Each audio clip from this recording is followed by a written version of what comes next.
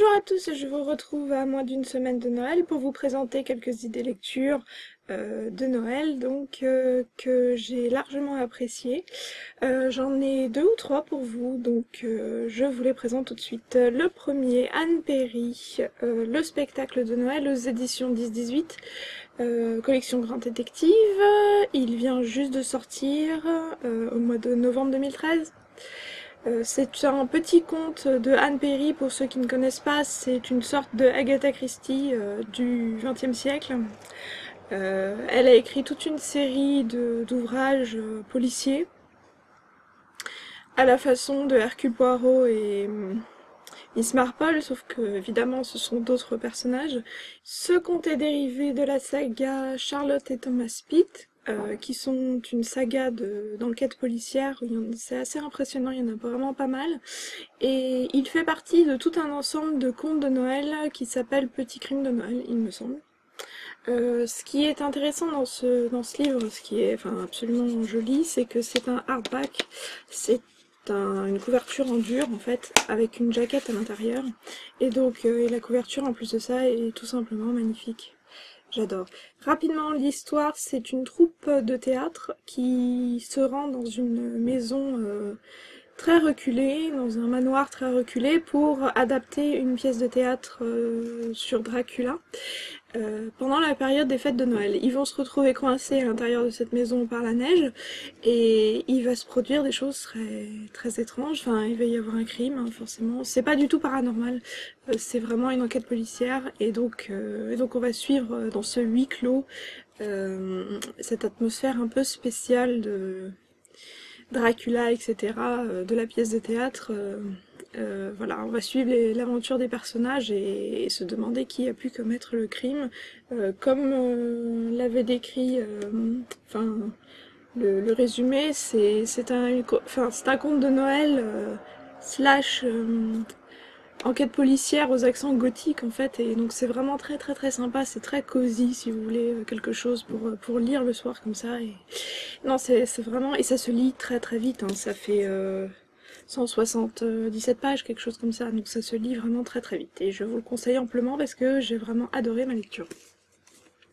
Si vous voulez continuer d'ailleurs avec les autres contes de Noël de Anne Perry, sachez que 10-18 a republié, toujours au mois de novembre 2013, une collection, enfin un livre qui rassemble pas mal de ces contes, de ces autres contes de Noël, et donc il s'appelle Nouveaux contes de Noël. Voilà, donc cette fois-ci c'est un format poche mais un peu plus large. Et donc qui rassemble la promesse de Noël, la révélation de Noël, un Noël plein d'espoir et l'Odyssée de Noël, parce qu'elle en a écrit pas mal. Donc voilà, vous avez de quoi faire si vous avez apprécié cette première lecture et que vous voulez aller un peu plus loin avec Anne Perry. Dans ces contes de Noël, c'est aussi une bonne idée de cadeau à faire, pourquoi pas, pour ceux que ça pourrait intéresser. Et ensuite, je vais vous présenter un autre livre. Il s'agit de Romain Sardou, Une seconde avant Noël, aux éditions XO, mais qui a été repris aux éditions Pocket. Ça date de 2005, il me semble, au grand format, donc ça date pas d'hier. Mais, comment dire, c'est un auteur qui se place délibérément dans la suite de Dickens. De toute façon, il le dit clairement dans son livre, hein, à un certain moment. C'est une histoire qui se passe au 19e siècle en Angleterre. C'est au début assez triste, je vais pas vous le cacher. J'ai eu du mal au début avec le premier tiers du livre, j'ai vraiment mis un moment à arriver à passer ce cap. Et au début je me disais mais est-ce que je vais finir par y arriver ? Et une amie qui l'avait lu m'avait vraiment dit accroche-toi, tu vas voir, c'est vraiment un très très beau conte de Noël. C'est ce que j'ai fait, et arrivé, oui, je crois que c'est vraiment il faut passer le premier tiers qui est vraiment très triste, façon Dickens, quoi. Ça nous parle de la misère des petits enfants dans les rues anglaises à cette époque. Et passer ce cap-là, vous avez vraiment, vous êtes récompensé de votre effort de lecture. Parce que c'est très bien écrit, hein. ça se lit de façon très fluide, c'est juste que le sujet est difficile au début. Mais après, c'est d'une poésie, c'est d'une... ça vous met des étoiles dans les yeux, en fait. Vous retombez littéralement en enfance parce que ça va vous raconter l'époque où, au 19e siècle, les gens ne croyaient plus en les contes et légendes, en toutes les créatures fantastiques et mystiques, etc.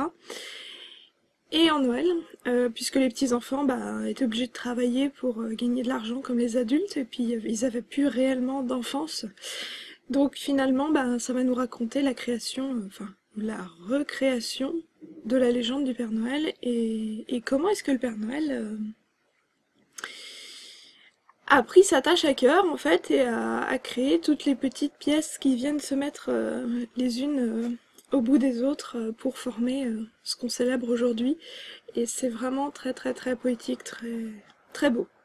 Donc je vous cache pas que j'ai terminé le livre avec un grand sourire sur mon visage parce que vraiment c'est émouvant et c'est vraiment très très très joli.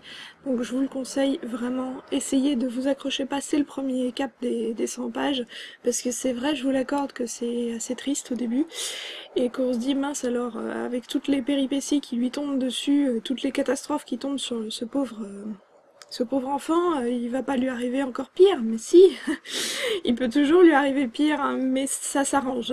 Au final, après, il y a un tournant dans le livre, et ça s'arrange vraiment très bien, et c'est très très beau.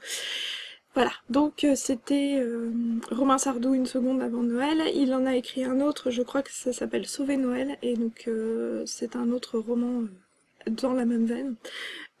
Toujours aux mêmes éditions, et je crois qu'il a été aussi réédité aux éditions Pocket. Voilà, donc c'était mes conseils de lecture pour Noël. Si vous voulez des livres dans le ton du moment, donc c'était Anne Perry et Romain Sardou si vous êtes tentés. Dans tous les cas, je vous souhaite de très très belles fêtes, un très joyeux Noël et une très bonne année, bonne lecture et amusez-vous bien. Salut!